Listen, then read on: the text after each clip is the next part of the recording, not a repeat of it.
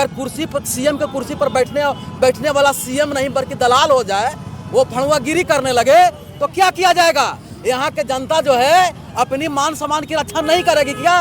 क्यों नहीं करेगी? आप देख रहे हैं कि अन्य प्रदेशों में ये भाजपा की सरकार, भाजपा पत्रकार महोदय, भाजपा की यहाँ सरकार है, नीतीश की सरकार है।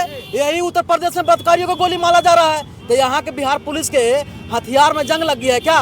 कि तुम सुने ना, चिराग पासवान प्योर दलित तो है नहीं, उसकी माँ फॉरवर्ड है, उसके बाप दलित है, तो हम कैसे माने कि उसके अंदर में डीएनए कौन काम कर रहा है? वो डीएनए क्या हो गया, उसको क्या बोलते हैं, डीएनए में दोष हो गया, तो हम नहीं मानते कि वो दलित नेता है, नहीं मान। अरे उसका चाचा नहीं मान रहा है, पर्स पासवान क्या बोले, पर्स पासवान बोले कि उसको डीएनए में दोष है, हम कौन होते उसको खून कह रहा है। तो चिराग पासवान अगर वो दलित नेता होता तो यहाँ जाता दलित के बेटी के साथ। अगर मेरे सामने अगर कोई माई के दूध अगर पिया है प्रशासन, अगर एक बाप के पैदाइश है, तो मनोज भारती के सामने आके बोल के दिखाए कि 6 लाख रुपए लेके केस मैनेज कर लो।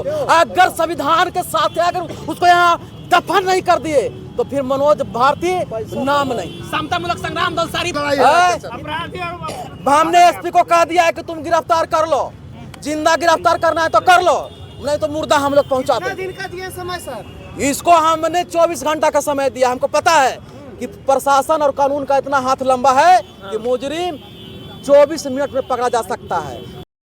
मूलक संग्राम दल के राष्ट्रीय अध्यक्ष मनोज भारती जो इंटेलेक्चुअल पॉलिटिक्स के लिए जाने जाते थे, आज आपा खो करके गोली बंदूक और वगैरह वगैरह की बात करने लगे। क्यों? इंटेलेक्चुअल लोग ही युद्ध करता है, बुद्ध को भी मानता है और युद्ध को भी मानता है। जो आम गाँव के लोग हैं न तो युद्ध कर सकते हैं और नहीं तो बुद्ध के वो पढ़ सकते हैं। तो जो इंटेलेक्चुअल लोग हैं वही मान सम्मान की रक्षा करने के लिए कलम भी उठा सकता है और वही तलवार भी उठा सकता है। तो मैं इंटेलेक्चुअल हूँ और रहूँगा, इंटेलेक्चुअल बातें करूँगा। पर हथियार उठाना ये कौन कह दिया है कि इंटेलेक्चुअल का काम नहीं है? तो हमारे पूरे देश में जितना जो सेना बने हुए हैं तो क्या वो इंटेलेक्चुअल नहीं है? हमारे प्रशासन है ना, आप हथियार उठाइएगा। प्रशासन क्यों है? नहीं। आप भारतीय संविधान ये आज़ादी देती है कि धन धरती और बेटी के जन के रक्षा के लिए आप हथियार उठा सकते हैं। संविधान तो यहाँ तक कहता है कि अगर आपके आंखों के सामने किसी के धन को नष्ट किया जा रहा है, किसी जन को बर्बाद किया जा रहा है, किसी को इज्जत लूटी जा रही है, तो आप हथियार उठा सकते हैं। और लुटेरे को अगर उस बचाव और रक्षा करने में अगर जान भी चली जाती है तो ये संविधान के दोषी नहीं है, आप दोषी नहीं है। ये संविधान अधिकार देता है जी। आप कैसे कह रहे हैं? अगर यहाँ के प्रशासन अगर भगवा दलाल हो जाए, उसकी अगर वर्दी में दलाली की बू आने लगे तो यहाँ के क्या करेगा? अपनी बेटी को कितने उठाने देंगे? अगर कुर्सी पर सीएम के कुर्सी पर बैठने वाला सीएम नहीं बल्कि दलाल हो जाए, वो फड़ुआगिरी करने लगे तो क्या किया जाएगा? यहाँ के जनता जो है अपनी मान सम्मान की रक्षा नहीं करेगी क्या? क्यों नहीं करेगी? आप देख रहे हैं कि अन्य प्रदेशों में ये भाजपा की सरकार, भाजपा पत्रकार महोदय, भाजपा की यहाँ सरकार है, नीतीश की सरकार है। यही उत्तर प्रदेश में बलात्कारियों को गोली मारा जा रहा है। तो यहाँ के बिहार पुलिस के हथियार में जंग लग गया है क्या? कि तुम बलात्कारियों को गोली नहीं मार रहे हो, या तो बलात्कारी सवर्ण जाति के तुम्हारा वोटर है इसलिए, और जो बेटी बहू है वो दलित जाति के इसलिए। इसका मतलब दोहरा चरित्र के यहाँ सरकार है और दोहरा चरित्र के यहाँ प्रशासन है। तो अपनी मान सम्मान और संविधान के आन के लिए समतामूलक संग्राम दल हथियार की बात करेगी और ये समाज और संविधान दोनों रूप से जायज है। दलितों की एक तरफ यहाँ पर आप लोग न्याय के बेटी के न्याय के लिए लड़ाई लड़ रहे हैं, एक तरफ आप दलित के बेटी के लड़ाई लड़ने के लिए तैयार हैं, दूसरी तरफ जो है यहाँ के बहुत सारे दलित समाज के दलित पार्टियां हैं वो हाथे पर हाथ बैठी हुई है। क्या कहेंगे? देखिए वो दलित पार्टियां जो है वो दलित के नाम पर दलितों को ठग रही है, बल्कि वो दलाल है। वो जो है दलित समाज का वो दलाल है। वो दलित के नाम पर, दलित के भेष में वो भाजपा को और दबंगों को वोट देने का काम करता है और बदले में उसको 1, 2, 4 को वो कुर्सी मिल जाती है। यानी वो दलित का नेता नहीं है, वो दलित का दलाल है। वो दलितों को वोट बेचने का काम करता है। वो भाजपा और जदयू का राजनीतिक बनियार है, वो लीडर उडर नहीं है, नेता नहीं है। भड़काऊ बयान देकर के समाज को लड़वाना चाहते हैं आप? हर समाज लड़वाना चाहते हैं। दलितों के और नेता है मनोज जी, दलितों के और भी नेता है, वो तो इस तरह की बात नहीं करते कि जाओ बंदूकें उठाओ, जाओ गोली मारो। नहीं, वो नेता कायर है, और नेता में दम ही नहीं है। हमारी बेटी बहू की इज्जत लूटा जा रहा है और कौन कहता है कि हम लड़ा रहे हैं, तो हमारी बेटी बहू की इज्जत लुटाते रहे और हम बैठते रहे।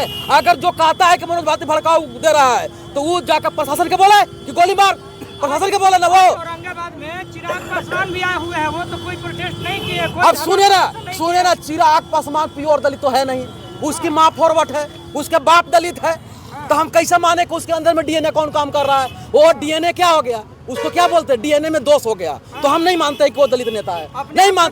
अरे उसका चाचा नहीं मान रहा है, पर्स पासवान क्या बोले, पर्स पासवान बोले कि उसको डीएनए में दोष है। हम कौन होते उसको खून कह रहा है। तो चिराग पासवान अगर वो दलित नेता होता तो यहाँ जाता दलित के बेटी के साथ जहाँ बलात्कार हुआ है। तू देख लिया है कि बलात्कारी सवर्ण है और उसको डर है आनंद मोहन से, आनंद मोहन से डर है, इसलिए वहाँ नहीं गया। क्यों जाएंगे? जाति के प्रकोष्ठ के मंत्री भी है, जनक चमार है, खुद चमार है, तो बताइए वो भी तो। अरे वो बनियार चमार है ना, वो बनियार चमार है। ऐसा नहीं है कि कोई जमाने में नेता नहीं रहा है, सब दिन दलाल रहा है, ठीक है ना। ये लोग दलाल है, दलाल है। ये सुनिए ना, ये तो बेटी बहू के बेच के ही तो मंत्री बना है। ये इतना जो बेटी बहू है जनक चमार है, तो अबे दम है तो अबे बैठे हुए हैं। तो हाँ, उसने समाज के बेटी बहू को इज्जत लूटने पर वो लड़ाई आवाज नहीं उठाता है। अगर आवाज उठाता है, उन लोगों को पता है कि प्रशासन ढंग से काम कर ही रही तो है। प्रशासन तो यह बोली लगा रहा है, उसको भी रिकॉर्डिंग दिखा देंगे। प्रशासन कहा कि 6 लाख रुपया ले लो और इस अफरा से मुक्ति पालो। बाहर है प्रशासन। ये प्रशासन अगर हमरा सामने आ जाए तो समता मूलक संग्राम दल छाती पर धर के हुम्मत देगा। प्रशासन के? हाँ, प्रशासन का है। हमारी बेटी बहू हमरा पटक के मारे। अगर मेरे सामने अगर कोई माई के दूध अगर पिया है प्रशासन, अगर एक बाप के पैदाइश है तो मनोज भारती के सामने आने के बोल के दिखाए कि 6 लाख रुपए लेके केस मैनेज कर लो। अगर संविधान के साथ अगर उसको यहाँ दफन नहीं कर दिए तो फिर मनोज भारती नाम नहीं। समता मूलक संग्राम दल सारी पार्टियों से बड़ी पार्टी और सारी पार्टियों से समझदार पार्टी हो गई कि अब पुलिस प्रशासन को चुनौती देगी। पुलिस प्रशासन कौन खेत के मूल्य है? पुलिस प्रशासन हमको इज्जत लूट लेगा। सुनिए, अंग्रेज के मारने वाला यहाँ के भगाने वाला बड़का नेता घर में घुस गए थे, पर गरीब गुरबा लोग ही मारा था। अब जालियांवाला बाग हत्याकांड हुई तो जालियांवाला बाग हत्याकांड का बदला कौन लिया? तो उधम सिंह। उसको बोले कि तुम तो बड़ी छोटा था। उसी तरह से मनोज भारती न्याय के लिए कोई भी आगे आ सकता है। आगे क्या लड़ाई है? हमने एसपी को कह दिया है कि तुम गिरफ्तार कर लो, जिंदा गिरफ्तार करना है तो कर लो, नहीं तो मुर्दा हम लोग पहुंचा दें। दिन का दिया समय सर? इसको हमने 24 घंटा का समय दिया। हमको पता है कि प्रशासन और कानून का इतना हाथ लंबा है कि मुजरिम 24 मिनट में पकड़ा जा सकता है। अगर अभी तक नहीं पकड़ा गया है तो यहाँ के एसपी का संरक्षण है, यहाँ के थाना का संरक्षण है, पर इतना कमजोर यहाँ का सिस्टम नहीं है। मनोतंत्र जो टेक्निकल तंत्र, वैज्ञानिक तंत्र जो है कमजोर नहीं है कि उसको नहीं पकड़ा जा सकता। अगर कमजोर है तो उस वैज्ञानिक तंत्र को चलाने वाला यहाँ का सिस्टम वो कमजोर है, वो भड़ुआ दलाल है। तो उसको मैं चेताने आया हूँ कि उसको गिरफ्तार कर ले, और नहीं जिंदा पकड़ सकता है तो फिर मुर्दा तो हम लोग है, हम लोग हैं।